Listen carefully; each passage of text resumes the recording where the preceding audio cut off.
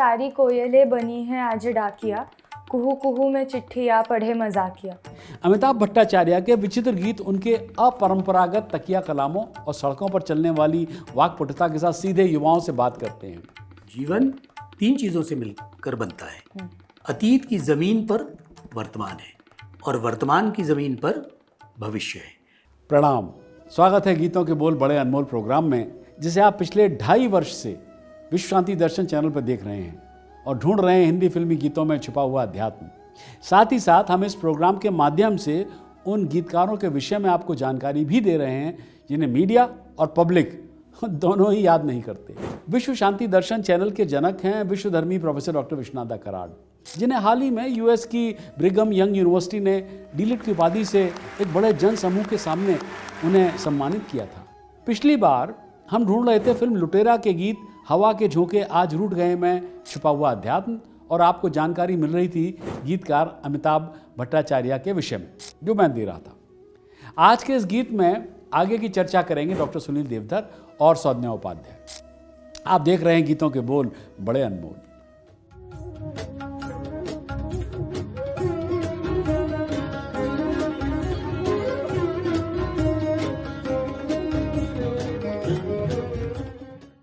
नमस्कार, स्वागत है आप सभी का गीतों के बोल बड़े अनमोल पर, जहां हम लेके आए आपके लिए एक नया गीत।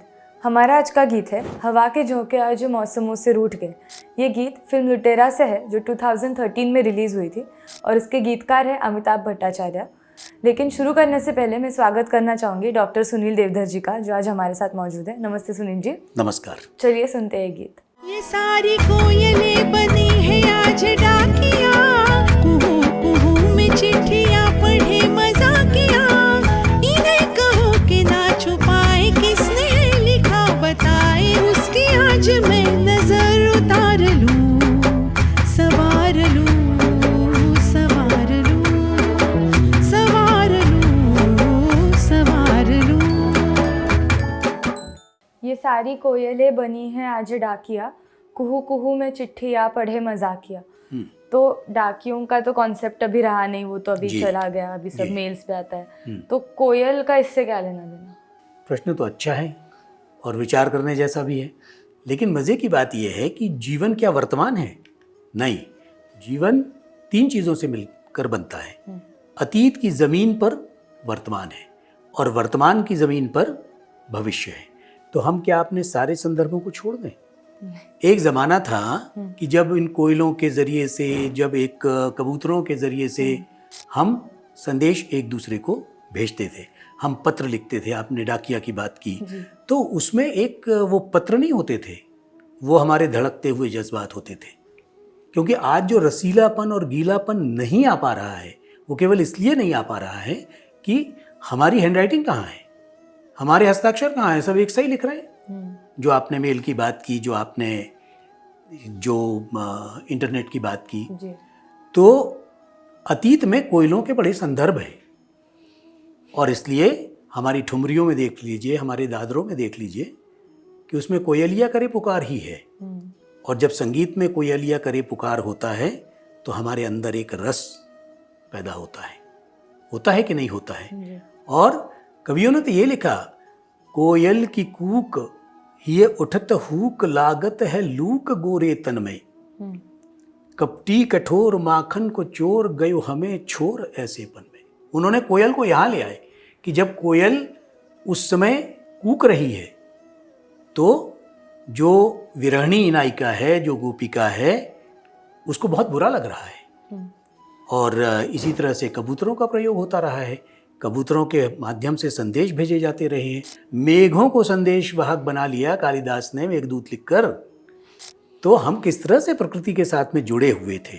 और केवल इतिहास की बात अगर हम करें तो इतिहास में भी जो जूलियस सीजर है, उसने अपनी खबर कबूतर के माध्यम से भेजी थी। और नेपोलियन बोनापार्ट ने भी जो जीत की खबर थी वो कबूतर के माध्यम से भेजी थी। क्योंकि कबूतर में एक अजीब सा जीपीएस सिस्टम है, उसकी याददाश्त भी बहुत अच्छी है और वो रास्ता भी बहुत अच्छा खोज लेता है। इसलिए शायर ये कहता है कि कबूतरों को पता है घर तुम्हारा, कबूतरों को पता है घर तुम्हारा, मिलेगा छत पे तुमको खत तुम्हारा। तो कबूतर खत लेके जाते थे और कोयलों के माध्यम से बात कही जाती थी, बादलों के माध्यम से बात कही जाती थी, और इसीलिए इतिहास में भी इसके संदर्भ हैं। और हमारा जीवन जो हमने आपसे कहा कि वो तीनों से मिलकर बनता है, तो हम अपने इतिहास को, हम अपने अतीत को भूल कर केवल आज की बात नहीं कर सकते। और इसीलिए जब गीत में कोयल की बात आती है तो हम अपने एक बड़े जिसको कहना चाहिए कि हमको शांति देने वाले कुछ प्रसंगों से जुड़ जाते हैं। हम इतिहास से जुड़ जाते हैं कि वो उनका कबूतरों के माध्यम से कैसा प्रयोग होता रहा, और अभी भी हो रहा है। कबूतर जा जा जा, वो कौन सा गीत है? कबूतर के माध्यम से ही भेजा है। तो जो आपका प्रश्न है कि आज क्या रिलेवेंस है, आज क्या संदर्भ है, तो आज का संदर्भ इसलिए है कि हम केवल आज नहीं हैं, हम कल थे, हम आज हैं, हम कल होंगे। Thank you Sunil ji. जी। गीत चाहे प्रेम पर हो या स्पिरिचुअलिटी पर, दोनों एक ही सिक्के के दो अलग पहलू हैं। After all, they both make us believe in the same thing, that there exist incredible things in this world that can not be seen और टच्ड, पर उन्हें महसूस करना चाहिए। तो इसी थॉट पर मिलते हैं अगले हफ्ते। देखते रहिए गीतों के बोल बड़े अनमोल। Thank you. Welcome back. एक बार पुनः अभिवादन। दास्तां चल रही है गीतकार अमिताभ भट्टाचार्य की। अमिताभ भट्टाचार्य डॉक्टर बनने या फिर हॉस्पिटैलिटी इंडस्ट्री में प्रवेश करने के सपने को लेकर के बड़े हुए थे, और फिर अनिच्छा और आत्मसंदेह के साथ एक लेखक बन गए। वे कहते हैं कि कॉलेज तक उनका साहित्य और कविता के प्रति बिल्कुल भी रुझान नहीं था। अमिताभ भट्टाचार्य 1999 में लखनऊ से मुंबई पहुंचे, तो सबसे पहले उन्होंने गायन में ब्रेक मांगा, और जब ऐसा नहीं हुआ तो दाल रोटी के लिए स्थानीय ऑर्केस्ट्रा में गाना गाया, और डमी गीत भी वो लिखा करते थे। आज जब वो पीछे मुड़कर देखते हैं तो उन्हें अपनी प्लेबैक सिंगिंग की महत्वाकांक्षाएं बड़ी भोली सी लगती हैं। वे कहते हैं, आई कोट हिम, मेरे मन में बम्बई जाकर संघर्ष करने और ब्रेक पाने के लिए स्टूडियो के बाहर इंतजार करने का जो विचार था, सौभाग्य से मुझे काफ़ी पहले ही रॉयल्टी का चेक मिल गया। मैं मानता हूं कि मैं कहीं बेहतर गीतकार हूं और बहुत सीमित गायक। चेन्नई एक्सप्रेस में मुझे गाने के लिए बल्कि अरिजीत सिंह को गाने के लिए चुनना चाहिए था, अनकोट। फिल्म चेन्नई एक्सप्रेस में एक गीत उन्होंने अनुषा मलिक के साथ गाया था। मेहरबानी नहीं तुम्हारा प्यार मांगा है,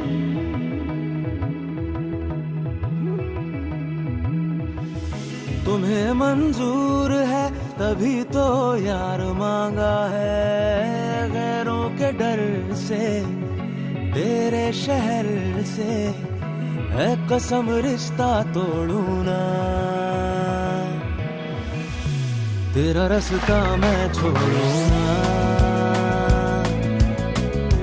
तेरा रास्ता मैं छोड़ू ना। भट्टाचार्य 1980 के दशक में लखनऊ के एक बंगाली मध्यम वर्गीय परिवार में बड़े हुए और हिंदी फिल्म संगीत के प्रति जुनूनी हो गए थे। एक जुनून था उनको। उनके कई कार्यों पर पुरानी हिंदी फिल्मी गीतों का प्रभाव देखा जा सकता है। हालांकि द ब्रेकअप सॉन्ग और हानिकारक बापू दोनों बिल्कुल अलग गाने हैं, लेकिन उन्होंने दोनों को 1957 में बनी फिल्म दो आंखें बारह हाथ के सैया झूठों का बड़ा सरताज निकला के काव्यात्मक स्वर में लिखा। गीत हानिकार बापू की पंक्तियां साहिर लुधियानवी के गीत गैरों पे करम, अपनों पे सितम, एहजाने वफा, ये जुल्म न कर, इससे प्रभावित होकर उन्होंने वो लाइनें लिखी, ऐसा दिखाई देता है। निर्देशक डायरेक्टर विक्रमादित्य मोटवानी की फिल्म उड़ान और फिल्म लुटेरा के लिए अमिताभ भट्टाचार्य ने गीत लिखे थे।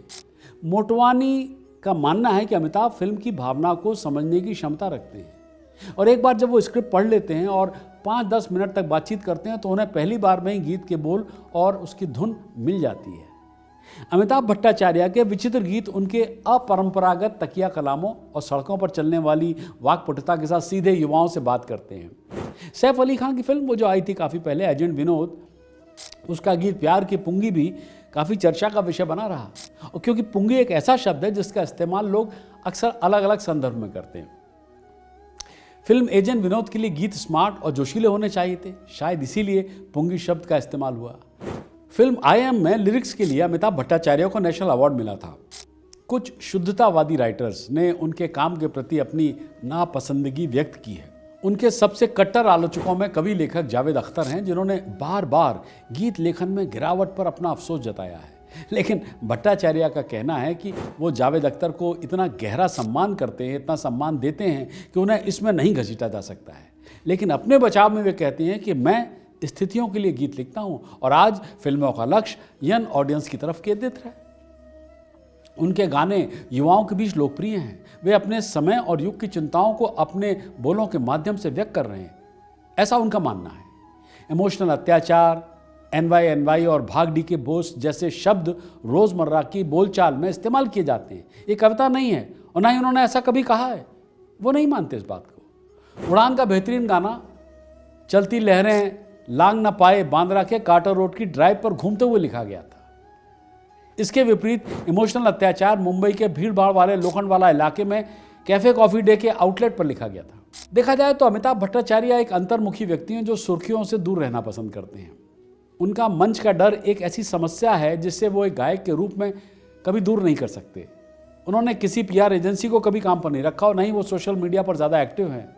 उनका कहना है कि वो नहीं चाहते कि सड़कों पर लोग उन्हें पहचानें, लेकिन जब वो किसी पुरस्कार समारोह या गाने के लॉन्च पर जाते हैं या जाएं तो वो चाहते हैं कि सुरक्षाकर्मी उन्हें उसी तरह से गुजरने दें या जाने दें या उनका सम्मान करें जैसा कि वे गायक या संगीतकार का करते हैं। जैसा मैंने आपको बताया है कि फिल्म IM के गीत अगर ज़िंदगी के लिए उन्हें राष्ट्रीय पुरस्कार मिला था। उन्होंने 2012 में अभी मुझ में कहीं ये जो गीत लिखा था, इसके लिए उनका पहला फिल्म फेयर अवार्ड भी उन्होंने जीता था। अपने गीत लेखन कैरियर में उन्होंने अब तक चन्ना मेरिया गीत के लिए सबसे ज़्यादा 9 अवार्ड्स 9 पुरस्कार जीते हैं। हमारा आज का गीत है ये जीवन है इस जीवन का। ये गीत फिल्म पिया का घर से है जो 1972 में रिलीज़ हुई थी और इसके गीतकार है आनंद बख्शी। जिस संगीतकार रोशन ने एक नौसिखिए आनंद बख्शी को ब्रेक दिया था, उसने फिर कल के उसी नौसिखिए से अपने बेटे के पहले एल्बम के लिए मदद मांगी, जूली के लिए, जब आनंद बख्शी हिंदी फिल्म के एक बहुत बड़ा नाम हो चुके थे। कुर्वन्नेव कर्माणि, आजीवन कर्म करते रहो, वही आपका जीवन है। तो बस अमिताभ भट्टाचार्य की इसी जानकारी के साथ मैं भी देता हूँ अपनी वाणी को विराम और मैं चलता हूँ। अगली बार एक बार फिर ढूंढेंगे अध्यात्म आनंद बख्शी के लिखे गीत ये जीवन है इस जीवन का। फिल्म का नाम है पिया का घर। सब्सक्राइब कीजिए, शेयर कीजिए और जुड़े रहिए विश्व शांति दर्शन के साथ।